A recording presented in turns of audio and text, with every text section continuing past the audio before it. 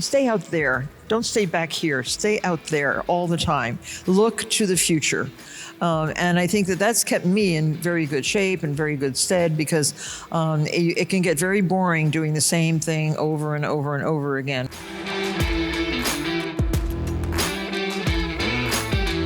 Thank you so much for coming. You're so far away. I know, they put us way apart. Wow. Thank you. That is awesome. Welcome to Traffic and Conversion Summit. Thank you for coming out to see us. Thank you. T&C stands for Town and Country for me. I know. I promise I won't say any more jokes. No, we like jokes here. We like it a lot.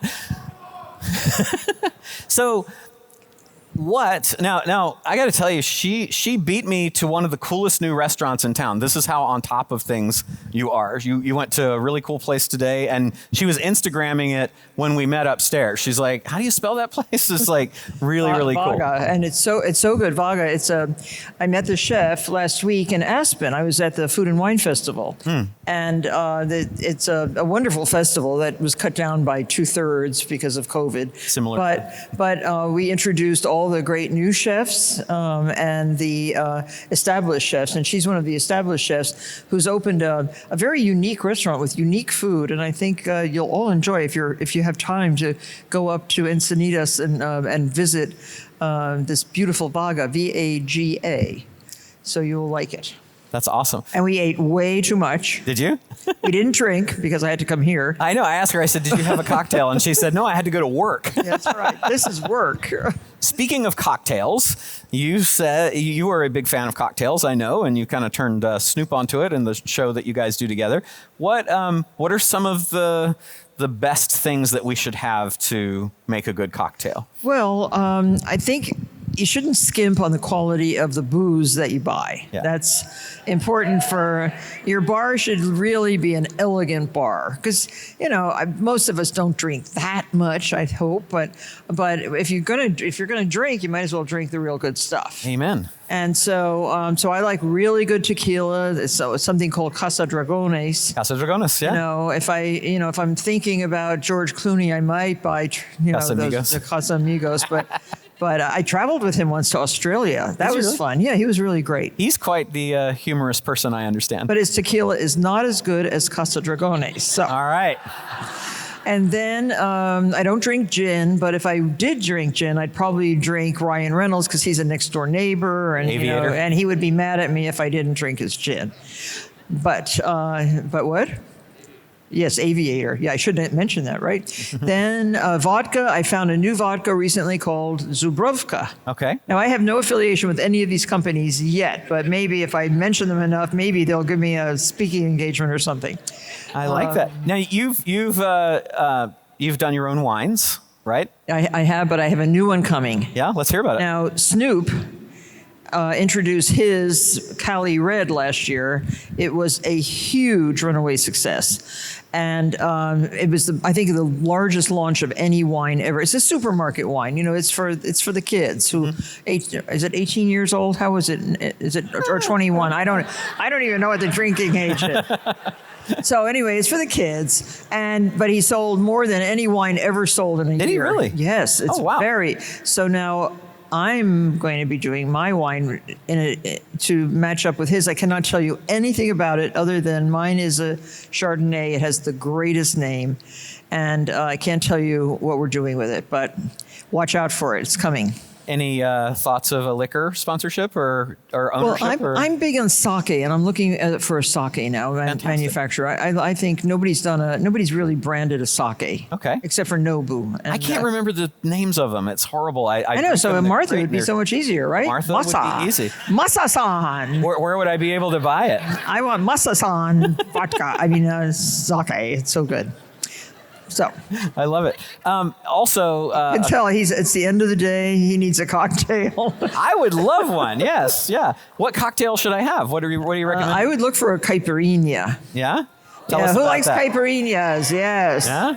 And it's a great drink. It's cachaça, which is a Brazilian. It's like the Brazilian vodka. Or it's made out of cane sugar. My it's wife just very bought, good. She just read your stuff and bought all of that. Yep, So I'm and excited. and this lime and sugar, raw sugar, and cachaça over ice, and it is delicious. All right. I like it. In a sugar rimmed glass, In a sugar-rimmed glass. not salt, sugar. Okay. Fair enough. So what are you've got so many things going on. Tell us about some of the things you're doing now, some of the new. Well, right markets. now we're launching, and we've launched, but a soft launch, and the big launch comes rather soon. Martha.com, which is our own online store. Awesome. And I can't wait. It has all our own products on it, plus other curated products that I think all of you will like and need for your homes. I have two words that I really that help me choose the products and the kinds of products that I want to design. It's need and want. Do you need it, and do you want it? Those are the two words that I think are essential in choosing product lines. Tell us for about somebody. that. Well, it's just important. I mean, I there's lots of things that sort of look great, but do I need it? Okay. And do I want it? And I think that those two words, if you apply it, you will save money, you will not waste money, you will not clutter your home, and you will have good things. What was, I think I remember reading, you said need, want, and then was it also void?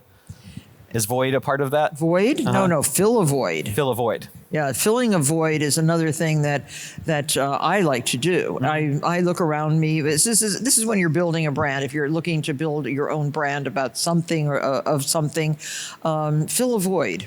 It was when I started my magazine, I was filling a giant void in the media world. There was no magazine quite like mine. And it really made a huge difference in the success of a magazine when a lot of other magazines were closing their doors at that time. And ours was a runaway success. And it still is. We still have 2.1 million subscribers of Martha Stewart Living magazine. That is It's awesome. a very high rate base and very exciting. That's really cool. You had said once, I think that it's a good idea to repot yourself every 10 years or so. Would you talk a little bit about what that means? Well, that's another little motto of mine. When you're through changing, you're through, and I take it very seriously. I think change is good. I remember reading Kafka's Metamorphosis when I was a college student, and it really stuck with me that change is good. You can change, not too often, but often enough so that you surprise people and you keep them on their toes. It's good with your husband. It's good with your wife. It's not bad to be a little surprising in what you do. So I think it's repotting is the same thing. Snoop would say repotting is something different than what I would say. I've learned a lot from Snoop over the years, by the way. And but it's just making sure that you stay out there. Don't stay back here. Stay out there all the time. Look to the future.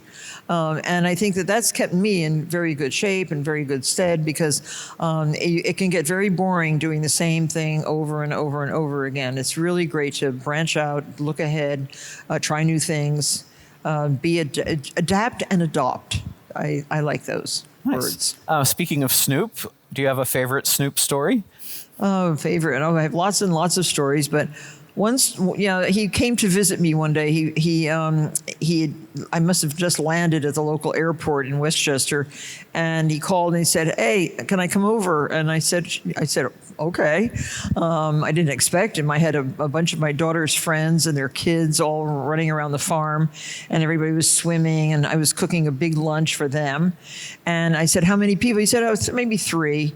And so up comes this, Mercedes bus, and it's full of smoke, and perfect for the children. And these giant guys are all like 6'6" and taller. And one was called Teeny, and one was called Tiny, and they all showed up. There were about 8 of them, and they all came and plunked right down at the lunch table where it was for my daughter's friends, and the kids came running up. All these little kids came running. They were about 7 and 8.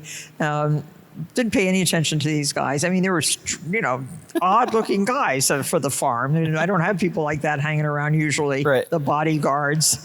And but we had so much fun. And then Snoop invited everyone. He said, "What's that building?" He thought we were sitting on the terrace of my house where I live, which is kind of a modest farmhouse. And he said, "What's that building down there?" And it's my stable, which is a big stone. It looks like a stone mansion. My horses live way better than I live. And he said, "Well, I'm going to take a look at down there and look for some grass." And every adult followed him, like little. I didn't go, but they all went, and they had a great time. You mentioned a little bit about branding and what you did with the magazine back in the time, and you created this category called entertaining that didn't exist. When you were looking at that, or when this audience is looking, we have a lot of people that work on brands here in the audience. What did you think about, or knowing everything you know now, what would you think about in kind of creating a brand, is like putting something like that together now? Well, but like I said, looking for the void. For me at that time, I wanted a book, a magazine that taught me how to really run a home, go to work, take care of the kids, be a well-rounded woman, homemaker, housewife, and businesswoman. And this was the magazine. This was the magazine that really sort of founded my company. And then when you make all this fabulous content, you do Christmas decorations by hand, painstakingly, you're doing them yourself. And I said to myself, you know what? Many people, many women, don't have time to do this. So let's make it for them. That's the product lines that started to develop. That was really cool. Yeah, and that's how it all started. And I think that was the basis for a very good, strong company. So some of the things that you're working on now, I think you're involved with one called Canopy, is that right? Canopy up in Canada. It's now listed on the New York Stock Exchange also. It's one of the largest cannabis companies in America. The founder invited me at the behest of Snoop. He said, "Martha, you should be getting into this stuff." And he was right. CBD, he's in the THC world. I'm in the CBD world. Okay. And CBD now we're finding other compounds that are even more effective than CBD and not hallucinogenic but very useful medically, autoimmune qualities, all kinds of anti-inflammatory qualities. So I'm working on pet CBD. I'm working on human CBD. My gummies are the number one gummies in America right now. Really? Yes. I did not know that. Congratulations. If you haven't tried them, go to canopy.com and order yourself a beautiful little candy box full of my gummies. They're like pâte de fruits. They're really I really sort of tried to emulate the great French confection, those lovely little gummies that you get at the end of a French dinner. Okay. And they're all wonderful flavors. And we have a Christmas, an autumnal package coming soon. And we also have a beautiful Christmas package in the shape of a Christmas tree. Are we going to have CBD macarons? We're going to have chocolates and a few other very nice things. I won't tell you what they are, but they're good. I like that. And then there was something else I think I saw called App Harvest. Is that correct? Well, I'm on the board of App Harvest. Okay. I also am very, very concerned about feeding the world. Mm-hmm. I want good food for everybody. I visited in Russia a few years ago when my boyfriend at the time was going out to outer space, not the 50 miles up like the guys now, Jeff Bezos, 50 miles, or I think he went 58 miles up. That's like going to the next town. But my boyfriend went 200 miles up to the Russian space station. Really? Yeah, and I got to go to Baikonur in Kazakhstan where they take off, Oh, wow. And it was very exciting, actually, to see this. And the reason he went to Russia is because they had never announced a problem. In all the years that they've been sending astronauts up to the space station, they had never had any explosions or any problems. A lot of the people that were going to report that accidentally fell out of the rockets as they were going. Yeah, maybe. You never know. But anyway, he did it twice, and it was very exciting. I got to go up to the nose cone of the rocket really? in the elevator just to say goodbye through the icy window that they had. It was a fascinating thing. And again, learning a lot. I would have liked to have gotten in there and gone up too. Yeah. but I haven't done it yet. It costs at that time it was $26 million to go up for 13 days. Yeah, a couple It's worth million a it. day. That's It's not too worth bad. it, yeah. Yeah. So speaking of boards, so you're on the app It cost Jeff Bezos a lot more than that to go up. It did. His 58 miles, because he built the rockets himself. Yeah. His looks really nice, though. Yeah. And I thought Richard Branson's was even better. It was a good-looking rocket. That Yeah, Jeff it really built, was, don't you think? Yeah. But he only went 50 miles up. Yeah. The so App Harvest is helping feed. Okay, so App Harvest is a new company. It went public as a SPAC last year. Okay. But it is basically when I was in Russia visiting the space stations, I actually visited all these greenhouses, acres and acres and acres of greenhouses, and under the glass of which everything is grown because the climate is just not conducive to growing year-round outside. Okay. And they have to feed all their people. So App Harvest is doing the same thing in Appalachia. They have centered on Appalachia because it is where they are in Kentucky is within a day's drive of all metropolitan areas on the eastern seaboard in Central America. Mm-hmm. So it's center of America. I don't mean Central America. And so you don't have to eat tomatoes that have been on the truck from Mexico for 3 weeks. You just eat tomatoes that were picked yesterday. And beautiful, beautiful produce is coming out of these greenhouses. And by the end of 2025, I think we're going to have about 7 giant greenhouses, millions of square feet of growing under glass. It is sustainable agriculture using a fraction of the water. That is awesome. You can clap for that. That's a good thing. Yeah. Yeah, that's awesome. Really great. That's really cool. And I like serving on the boards of some of these companies. Of course, a lot of companies have they've been told to hire women on their boards, more so than ever before because of the Me Too movement and other movements, and also Black Lives Matter movement. There's more blacks on the boards now, and that's all good. I really think it's important to have a diverse board, to have interesting people that can contribute to the workings of a company, especially a new company. That's great. And you've been on some really interesting boards. You were on the board of the New York Stock Exchange for a while. I was on the board right at the bad time. Yeah. When Mr. Grasso was axed by Mr. Langone. Do you remember that? I do. Oh my gosh. Bad things. And he wasn't a bad guy. Yeah. That'll be in my autobiography. I'm waiting for I'll that. tell when that happens. That's supposed to be your 100th book, right? Your autobiography? No, it won't be though, because it's going to be my favorite recipes. Because first I'm working on a documentary with R.J. Cutler. We're working on that now. Great. Going through my archives, which is extremely painful. If any of you are planning a documentary on your life, be prepared. It's like going to the psychiatrist's couch every time your producer shows up. Because boy, you think you have bad questions? Oh.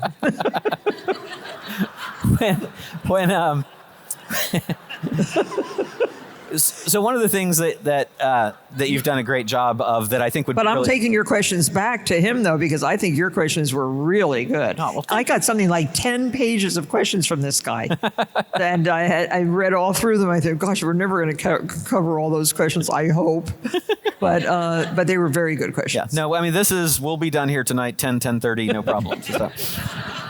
But one of the things that you've done such a great job of that I think would be really helpful to this audience is that you've taken a lot of traditional things and kind of presented them in a new light. And we have, in advertising and offers and products that we've got, we have to do that a lot because you get ad fatigue and things like that. What do you think about when you're thinking about how to do that? Well, I call it tradition with a twist. Okay. It's like, why use cranberries just in cranberry sauce? Why not make the most glistening cranberry tart, which of course I did for my Pies and Tarts book. And then that's become a very favorite tart of many people. Somebody just wrote to me and said, I can't live without a cranberry tart at Thanksgiving. And so that was kind of fun to try to do stuff like that. Pumpkin soup instead of pumpkin soup in a pumpkin. I laughed. I went to Mr. Agnelli's house, the man who owned Fiat. Mm-hmm. He was his beautiful Italian villa, and his wife invited me for lunch, and we sat down, and she brings out this beautiful pumpkin full of pumpkin soup, and she thought it was new. I had already published that in my magazine, and in America, it was not in Italy, but that's the influence of, she had seen it probably, or I give her credit. I mean, I think she was an amazing, beautiful woman. She got Mr. Agnelli. He was the most attractive man I ever met, but so she was doing something right.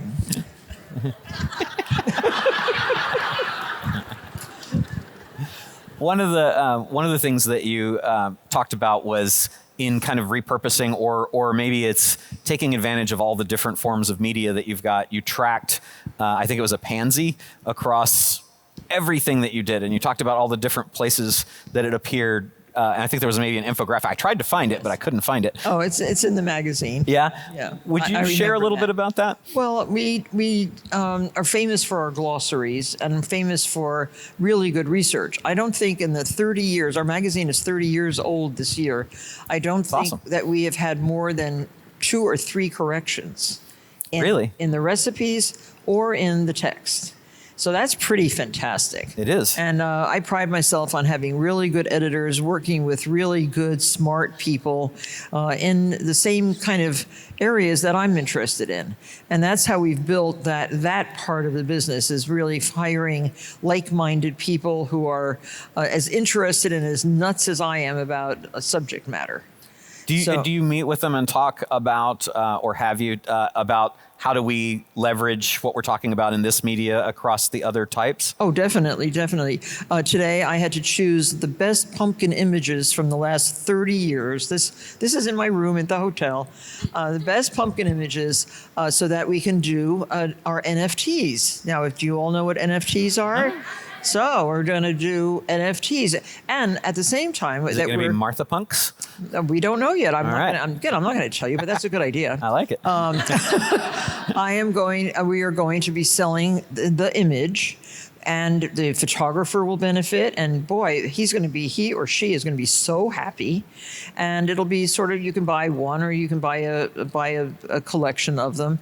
But again, I don't know if anybody else has done that yet from editorial. I don't think so. Mm-hmm. But Tom Brady's selling his signature. Mm-hmm. And other people are selling other images of themselves and whatever, or artwork. But this might be very nice, and it would be a very nice collaborative venture with photography. That's awesome. And we've been known for our photography for a long time. That's really great. And you've also done a really great job of bridging audiences, and really at kind of a risk. I know that when Halston tried to go, he was a great designer, super sought after, high end. Then he tried to go, I think it may have been JCPenney's that he went into. He did. You managed to pull that off, though. You went from kind of a higher end into Kmart. No, I started at the low end. Okay. And sometimes I regret that, because look at Ralph Lauren. He never went low end, mm-hmm. except to the outlets, but he owns the outlets. So that was good. Mm-hmm. But no, I really started at Kmart. But my idea was, why not? I like good things. I like beautifully made things. I like practical things. I like things that really work. So I said to Kmart, which was at the time, it's bankrupt now. Mm-hmm. But at the time, it was the largest retailer in America. Mm-hmm. And it was larger than Walmart. And it was way larger than Target. Target was a tiny little company. Kmart at the time was $44 billion. Walmart was about $26 billion. And Target was about, $6 billion or something at the time. So it was the right place to go. Who knew that they didn't know anything about inventory controls and computers? They didn't know anything. They had grown so well. If anybody worked for Kmart, you know what I'm talking about. And they got into trouble ultimately because of that. But what a fabulous manufacturing! They really knew how to make the best towels. This was like in late 80s. It seems like eons ago, but it was only the 80s. But the towels that we made then, I still have in my bathrooms in my beautiful home up in Maine that are still perfectly good towels. That's great. And the sheets on the beds are still the same sheets, all made for Kmart at the very best price. And I remember having to buck a lot of trends. I said, I would like to make some really beautiful pastel colored sheets, things that you might find at Bloomingdale's at the time or Lord & Taylor. And they said, oh, the people that shop at Kmart, they want navy blue, dark maroon, or black because they don't wash their sheets a lot. And I said, oh, come off it. You have to be kidding. And they said, no, it's true. They will not buy light colored sheets. Guess what the best color was in our first collection? White. Second was mint green. The third was pink. Interesting. Yeah, because I was right. Of course they wanted good sheets. They wanted nice color. Right. They weren't being offered it at the right price. Right. So we made a big difference at mass market, and within 3 years our business was like $1.6 billion. It was a great business. All right, you did okay. Yeah. Yeah, that's awesome.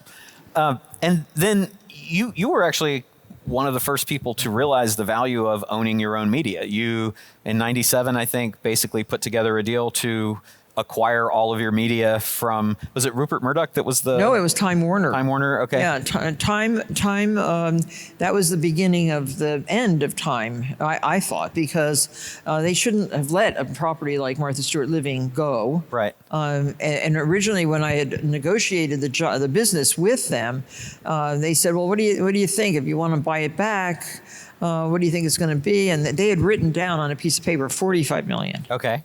And I kept a piece of paper, and that's what we paid.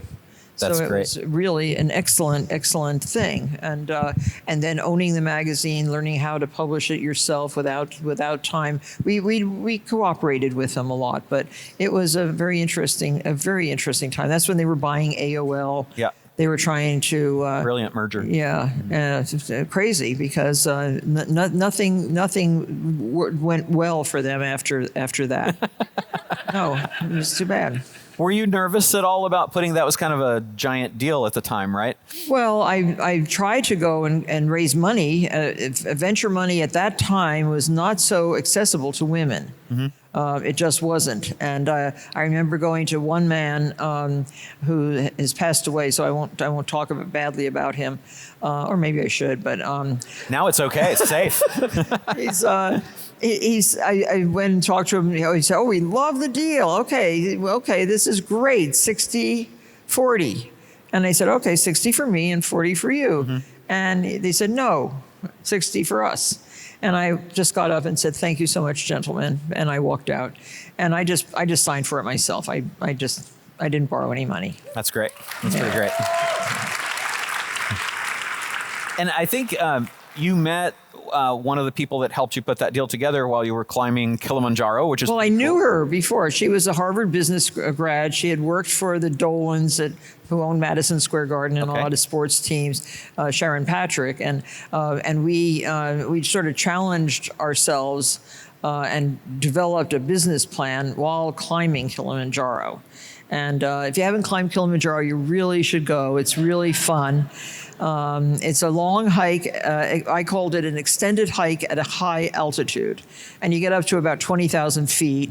And it's hard. It's hard, and it is challenging. But it's something everybody should do before you are 60 years old. Nice. And then after you're 60? Well, then you have to take oxygen and other stuff. So it's better to do it before. I love it.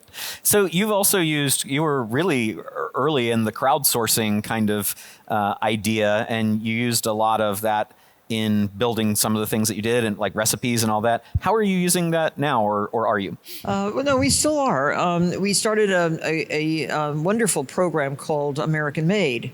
looking for young entrepreneurs all over the United States, and sending out our scouts to find all these people and celebrate them.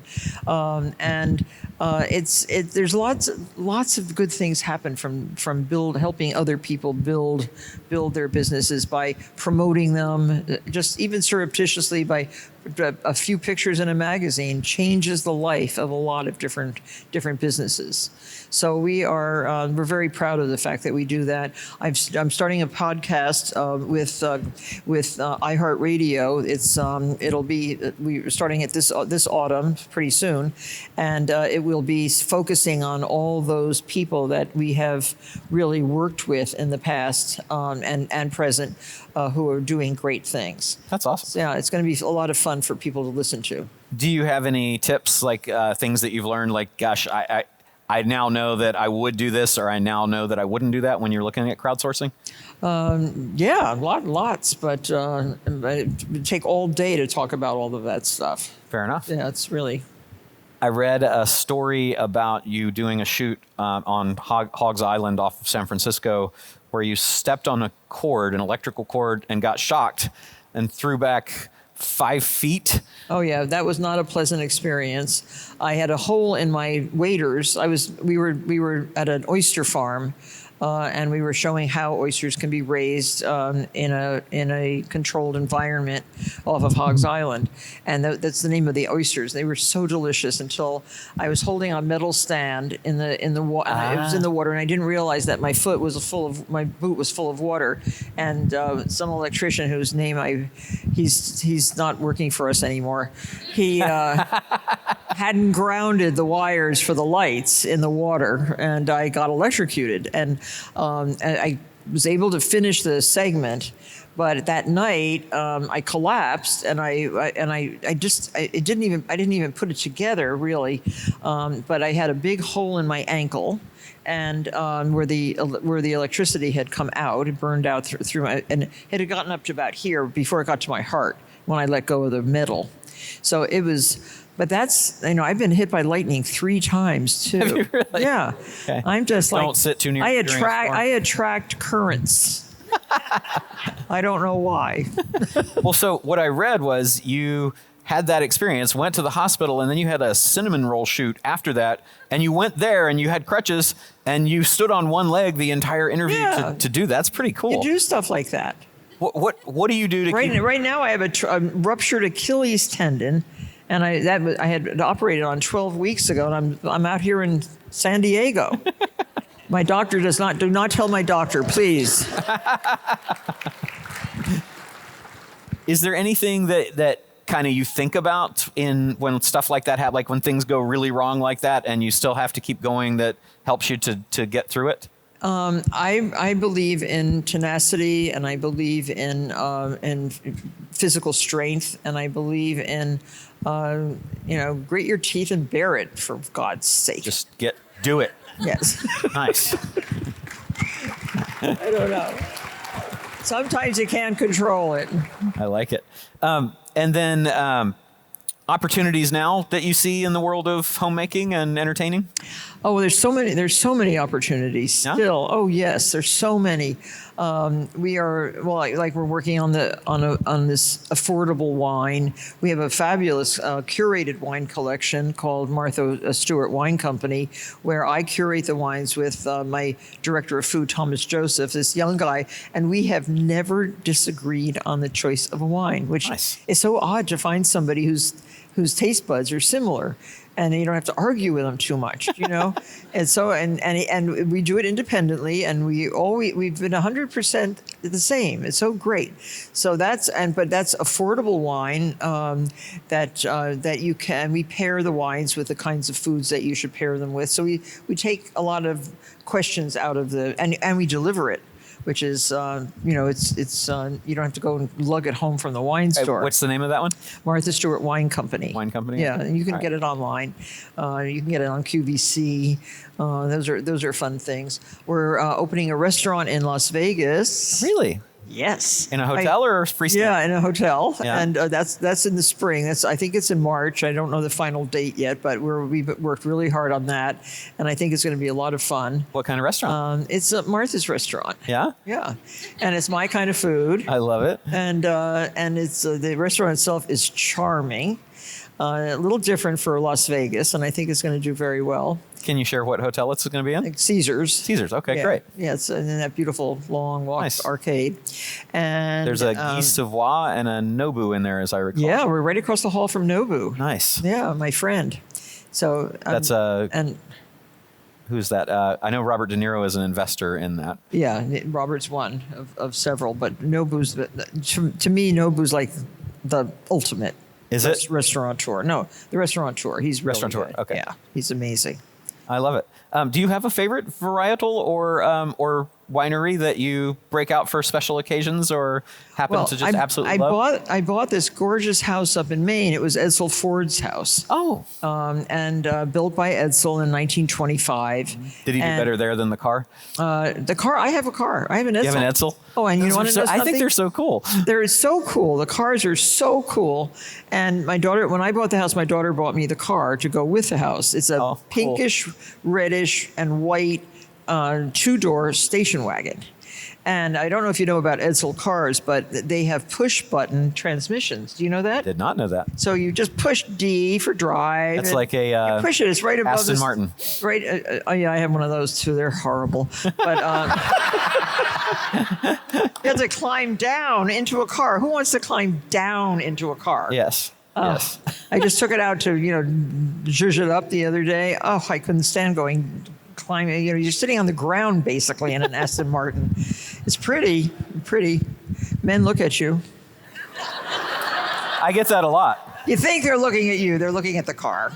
Yeah. So when you're up at that house and enjoying the Edsel, is there a particular wine that... Well, I was going to say, the wine cellar that's built into the rock ledge in this house was filled with 82 Bordeaux. Ah, nice. So, and it's still good. Yeah? 82 has Fantastic year. withstood the test of time. And that's like my favorite red. Are you like the... But you can't, to open it, you're opening like $13,000 every time you open one. Yeah. It's like, should you or shouldn't you? So do you... My guests walk around with like it's a baby in their arms. They carry the bottles around. So are you familiar with a wine opener called the Durand? Yes. That's such a great thing. Isn't it? It's Yes. Oh my God. I use it for every wine bottle now, old or new, because it just never messes up. That's right. Yeah, That's it's awesome. perfect. It doesn't break the cork. And Doesn't break the cork. Yeah. One of the things that you are known for, and I'm sure it has a lot to do with your success, is that you insist on not dumbing things down. And a lot of, from investment bankers to directors on shows, they'll say, make this simpler. You don't have to, I think one of the examples was on your show, you were cooking things, and the directors are like, you don't have to cook it all. You don't have to just cook this much. We only need 5 minutes. But you were like, no, I'm going to make the whole thing and make it go. How do you stick with that when the world is telling you to dumb it down and do it quicker? Well, I'm a teacher, and if my teachers did that to me, I would be really upset. Mm-hmm. And I want to like my teachers, and I want to learn from my teachers. So I want to do the same thing. I want to teach the whole thing. You can simplify. You could always try to find a simpler way to do something, but that's not dumbing it down. It's just finding a better way. Mm-hmm. And so I always say that our content is evergreen that we have created, and we will continue to use that method or that recipe or that technique until we find a better one to replace it. So that's been my philosophy forever, and it will continue to be. That's great.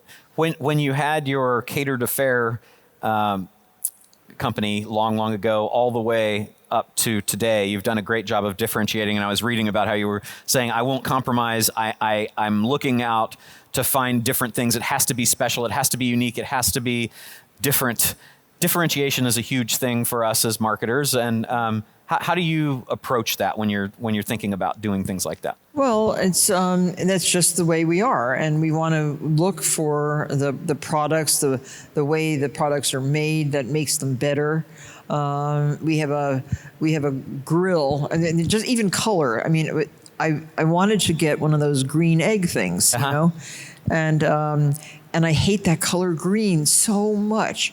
So I called the company up and I said, could we make this grill a different color for me for my yard? Because I don't want to have that color in my yard. And they said, absolutely not. It's called the green egg, you know, lady.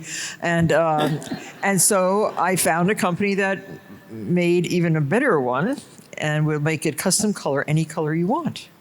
So you have to do stuff like that.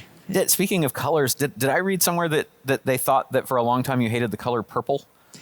Oh, they say I don't like purple. I don't like red flowers. It's true. It's true. Oh. Then they're accurate. I like that. Not always. Not always. I might wear something purple sometime. You've done such a great job so you were a model back in the day and worked with Chanel and some of those big houses, and then became a stockbroker back in the 60s, the late 60s, when it was really almost unheard of, earning six-figure salaries and on and on and on doing other things. So you've helped kind of disrupt the normal stereotypical gender roles things, and yet at the same time, you've elevated that through entertaining and things like that. How do you think is best for us to approach trying to break through the challenges of gender roles and such? Well, I think we're doing a better job of it nowadays than before. It's been extremely disruptive, the methods that some of us have taken to do that. Right. Not me. I'm not as disruptive really as what's been going on in the last couple of years. But you have to sort of believe in your goal and try to get there in whichever way you can. It's I don't like violence. I don't like torture. I do not like death and dismemberment and any of those things that have been occurring in the last 4 years. I just can't stand it. But I think there's other ways to go about it. But it's hard, and revolution is very difficult. Look what's going on in this world. Not only do we have a pandemic, we have revolution, we have chaos, we have such terrible things going on, and every day I thought when we finally got I can't talk. Sorry, I'm not allowed to talk about anything. Okay. Political, can't do that. Yeah, okay. And you know why? Because I have a wonderful magazine, and 50% of my readers are Republicans and 50% of my readers are Democrats. And you cannot start to take sides when you are the editor-in-chief of such a property. Yeah, that's. I can tell you in private, but I'm not going to tell you in public. It's just us. Yeah, it's right. just us here. One of the things that you've said is that it's really important to hire the smartest, brightest, and the best people and surround yourself with those, and that has a lot to do with success. A lot of people, I think, are afraid to do that because they'll be outshone or they'll be intimidated to have somebody that knows more about things than they do. How do you approach that? Well, I don't think Jeff Bezos, Elon Musk, Bill Gates would have ever gotten anywhere where they are without hiring the best people around them. Look at Zuckerberg, and if he didn't like them, then he just discarded them. You have to get good people around you, because all big ideas take a lot of people to make happen. Absolutely. And a lot of the folks that work with you or have worked with you say that they've really gotten a lot out of it because you pushed them, that you were always asking questions. Is there an approach to doing that, like other than just being generally curious? Well, business-like too. I mean, it's a business, and you have to know the answers, and you have to be able to get people to go in the right direction. And to find the solutions for a problem. So yeah, we work really, really hard on trying to get people to come to the same conclusion. So you said that curiosity, speaking of curiosity, is probably your biggest strength, but also probably your biggest weakness. What did you mean by that? Well, it's wonderful to be curious and wonderful to pay attention to so many different things and ask the questions, but it can also get you into a lot of trouble, and it can also take up time. Yeah. Any particular So- trouble that you've gotten into with Oh, curiosity? nothing. I've never gotten in any trouble in my life. All right. You've also said that it's really important to learn something new every day. Read something, watch something, and don't go to bed not having learned something. No, I'm the veritable insomniac. I 4 hours a night, you say, right? Oh, I mean, who knows? It's not good. My doctor says you have to sleep more. But the iPad, which was, the iPad is the worst thing. Do not take your iPad to bed. But I do. I take two because I sometimes the power runs out of one, and now I got to get the long charging cord that goes under the bed to the outlet that's under the, and so I have two iPads. That's really bad. And no, I binge watch things. What are you binging right now? No, I just finished. I finished one series, and now I'm started this new one, something with Jessica Chastain and what's his name, Isaac. Oh, the Queen's marriage, Gambit or something like about that? the marriage. It's so depressing. I'm not going to watch any. Really? Okay. No, it's not new. It's old. It's a redo of Ingmar Bergman. And when I was in college, Ingmar Bergman was the thing. And I remember going to Radio City to see Ingmar Bergman, Wild Strawberries, with a boyfriend, and I fell asleep. And but these are so depressing. So don't watch that one. All right. There is one, I want to say it's the Queen's Gambit that I think she was in that was fantastic, that about a chess player that you would probably Oh, really she wasn't in enjoy. it. Jessica Chastain? Yeah, was that not her? No, Who was it? that other queer, beautiful girl. I don't know her name. Okay. But that's a great series. That was great. Yeah. What's a typical day like for you these days? Get up early. I have lots of animals who live in my house and outside my house. You have like hundreds of pets, right? Yeah, I have lots, and lots of birds. I have canaries and parakeets and cats and dogs in the house. And then outside, all kinds of other fowl. I have peacocks and chickens. We counted the hens the other day, 147 hens. Wow. And 37 roosters, and we have 20 peacocks, and we have I think about 22 geese, all different nationalities, and they coexist very nicely. By the way, the Africans are getting along well with the Germans, and the Germans are getting along with the French. And did you know there's so many different types, nationalities of geese? Yes, I did not. They're really something. And guinea fowl and pigeons. Oh, I have homing pigeons from all over the world. Do you too. really? Yeah, they're very nice. Have you sent messages? No, not yet. We have too many hawks, and the hawks will eat the pigeons. Oh, no kidding, Yeah, right? So we have to watch out.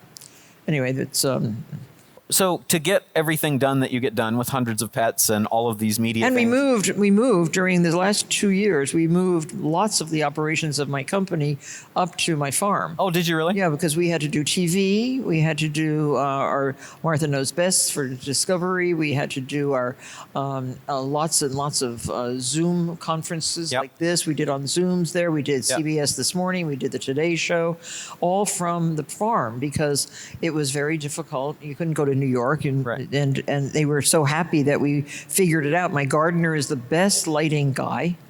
And he's just the best gaffer, and he can do everything. And one of my assistants is really good at producing, and so we've done a tremendous amount. We never stopped working at all. So how do you? Because you had a home-based business all the way back to the Turkey Hill days, right? Yes. How do you? For those of us who work out of our house, you are ridiculously productive. Do you have any tips for how to do that? How to kind of balance all of that? Well, it helps to have a 150-acre farm. Okay, step one. Yeah, step one. All right. And many different buildings. Okay. And every project that we do is the subject of a blog or a magazine article. The gardens are all photographed constantly. In the October issue, there's a beautiful, beautiful story about my maple woodland that I planted, about 400 Japanese maple trees. And I was so proud of this beautiful story that's in the magazine. And then I started to read the comments on Instagram because we posted a couple of the pictures. Uh-huh. And, the comments Yeah, Martha, it's great to plant invasive species, foreign species instead of natives. I mean, went on and on about these natives. And I said, what country do you come from? Where's your relative? Where's your ancestors from? You know, it was just annoying. So we try very hard to do the right thing, and it's all organic. My farm's organic, and it's beautiful, and we have great harvests of great things. But it's annoying when people don't understand what you're trying to do. Right? Yes. Why don't they just get it? So do not answer. Do never comment on your comments. And I made a mistake yesterday. Never read your comments. It's just depressing. You said success seldom takes the form that you think it will. What are some scenarios where you had success taking a different form than you expected? Well, like my grandchildren, I don't like to talk too much about my grandchildren because my daughter gets mad at me. I'm not allowed to post their pictures and all of that stuff. But my grandson, who's very bright for his age, he said, you know, I looked up Martha. And I said, yeah, what'd you find? And he said, you're the most famous Martha, more famous than Martha Washington. And he got so mad at me. Really? Yeah, because Martha Washington should be the most famous Martha. Wow. You know. Anyway, it was interesting. Any other surprise successes, like things that just kind of took you by surprise that happened in a different way than you thought? Probably, but I don't know. Fair enough. There's been a lot of parodies done about you that I think John Hansen was saying that there have been Saturday Night Live parodies. There's I like Martha Stewart's better than you are at entertaining. Is Martha Stewart living? And Martha Stewart's excruciatingly perfect weddings. I have all of those. And I was saying you like that. I cherish all of those. Yeah, so those are kind of done not really nastily. A lot of us deal with, like you said, don't read the comments. A lot of us deal with things that aren't necessarily nice, and you've experienced that. How do you deal with that to kind of make it not so bad? Well, it hurts sometimes to read some things that are not true about you. During my trial, I had to read a lot of bad stuff, and like the New York Post, they had some columnists there that should have not been there and are now dead, thank goodness. Horrible people. Didn't understand anything they were writing about. And then but they always find they find that same kind of person. Yeah. There's still those people in the New York Post. But it's you just have to again be stronger than the opposition. You said, I think of that time, I learned that I cannot be destroyed. Yes. What does that mean? Well, I didn't let it get to me really down deep, because I lived through it and I came out of it. My company survived. I survived. I didn't get sick. I wasn't sick. I wasn't dying. And you can survive stuff like that. And remember, it was a federal prison that was not so bad. Yeah. I have also been to a federal Camp Cupcake. Camp Cupcake. That's what they called it. I called it whatever. You said that authenticity is really, really important, and there's a lot of inauthentic content out there. How do you best negotiate that to stay authentic with all of the? Well, authentic is not only just real. It's also accurate. It's well researched. It's all the things that we really pride ourselves on doing. Creating, again, products that work, that don't fall apart, that have longevity, recipes that don't leave out an ingredient. Oh, by the way, I want to show you my new book. We just did Martha Stewart's Fruit Desserts. It's our 99th book. All right. And it's coming out. It's coming out in a couple weeks. And the Aspen Food and Wine, I cooked three of these recipes, and it's so nice to revisit the recipes that you've worked so hard when you're creating a book, and that they still taste so good and they look so pretty. Is there a favorite in there for you? Yeah, the upside down lemon meringue pie. All right. The crust is meringue, instead of being on top, and then you awesome. fill it with the lemon curd. I love that. It's good. So as we kind of close out today, is there anything that we didn't talk about that you think would be really cool to share with the audience here? Well, you didn't talk much about gardening. Gardening's my hobby. It's my favorite thing to do. You have a favorite flower? The one that's blooming now in the garden. My wife has dinner plate dahlias. She just loves the I dahlias. bet they're beautiful. And she's very upset that you can't, or at least she can't, but I wanted her to come down here and talk to you because she can't grow peonies here. No, you can't. It's not cold enough. Yeah. Yeah, because peonies. Do you have like a cold house instead of a hot house to grow those in? How do you? No. Peonies, we get down, below zero. Yeah. We don't get below zero here. Yeah. So you have to have cold winters to stimulate the root growth, and then it dies down. They die down. They're perennials, and I think you have less perennials here We do. than we can grow.